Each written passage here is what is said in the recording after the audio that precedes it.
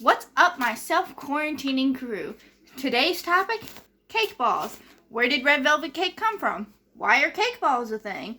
And most importantly, how do I make these cake balls? You may be wondering to yourself, Layla, why do I care about cake balls? The answer, you're going to need something to make while you're in quarantine. Now, red velvet cake. You know it, you love it, but you may not know some of the facts of it, like where did it come from? But first, let's talk about cake. What is cake? Oxford Dictionary says that it's a soft, sweet food made, baked often, and decorated. Now, red velvet cake is also known as devil's food cake.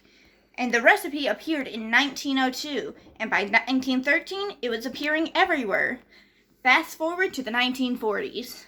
Rumors began to spread that a customer asked for a copy of the recipe, but instead, she just got a $100 bill.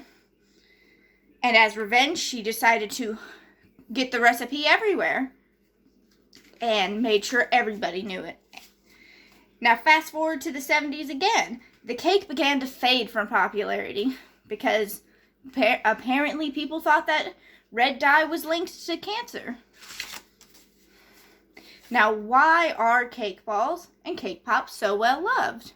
Because they're easy. You can just toss a bunch of your cake scraps into a little bowl and mix it with some frosting and bam, you've got a cake bowl.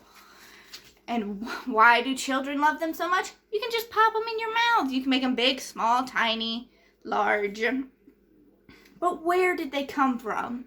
Cake balls were originally made because bakers had leftover scraps and they didn't know what to do with them. So they're like, let's just toss it in a bowl. It'll be all good.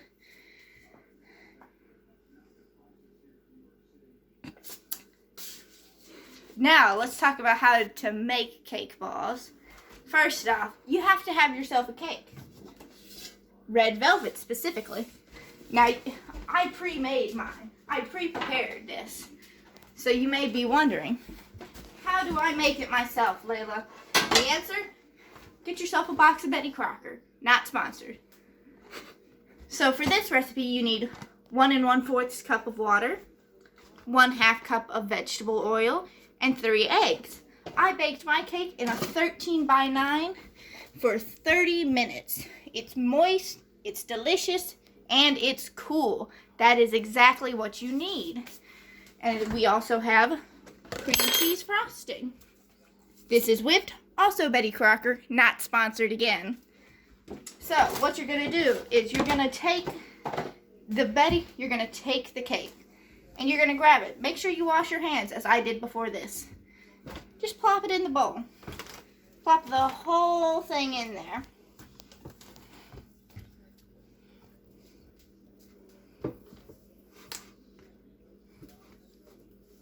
Also, make sure you butter your pan, because otherwise, you're going to have a mess. Now, what do you do next, you may ask? You got to crunch it up. This is a messy job, so I recommend doing it with the kids. Kids will love it. And don't be afraid to make a mess and really get in there. Now we have to open the Crocker mix and toss it in.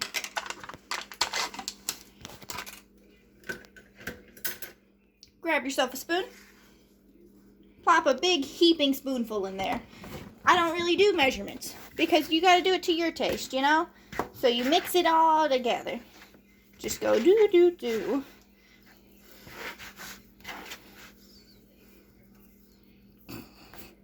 Wait, don't start yet.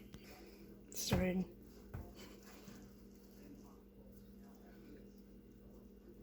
Wait until I'm done. Your cake's all ready. So what do you need to do now? You need to take it, ball it up.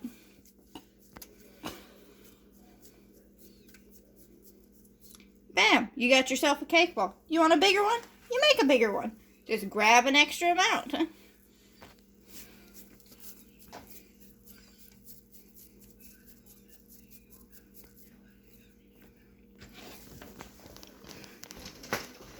Thank you for coming to my TED Talk.